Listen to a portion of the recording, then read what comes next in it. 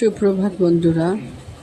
সকালবেলায় উঠে ঘর ঝাড় দেওয়ার সময় একটু দাঁড়াই জানালার পাশে, দেখি এমনি সারাদিন বৃষ্টি হয়েছে আর আমার শরীরটাও ভালো নেই, ভালো যায় না।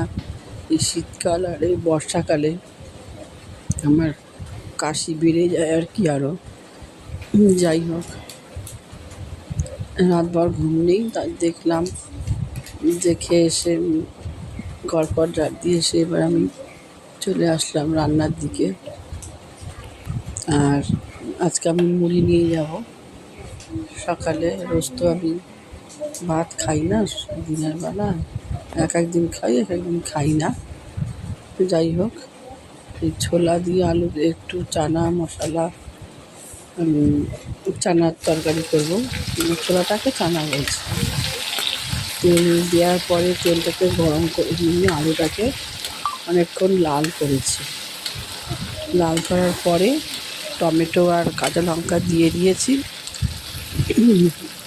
দিয়ে ভাজা বেশ অনেকক্ষণ ভাজা করার পরে আস্তে আস্তে নুন দেব। নুন টুন দিয়ে নাড়াচাড়া করে তারপরে আবার ভাজা হলে মশলাটা দিয়ে দেবো। যে মশলাগুলো দেখালাম, মশলাগুলোকে একটু জলে আবার গুলে রেখেছি। হলুদ, জিরে, কাশ্মীরি মির্চ, চানা মশলা এগুলো দিয়ে রেখেছি।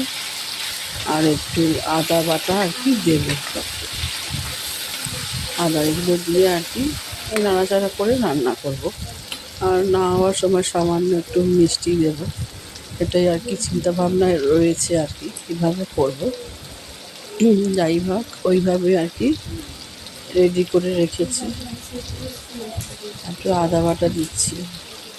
আদা বাটা দেওয়ার পরে নাড়াচাড়া করে ভাজা করে তারপরে আবার ওই মশলাটা সবগুলো একসাথে মিশিয়ে জল দিয়ে গুলে রেখেছি, সেটাকে দেবো। এইভাবেই চলছে রান্না আর কি, রান্না করছি।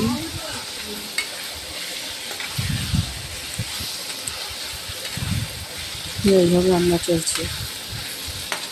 রান্না হওয়ার পরে তারপরে চা করলাম।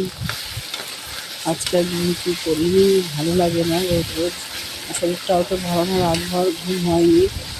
আমার কাশি জ্বর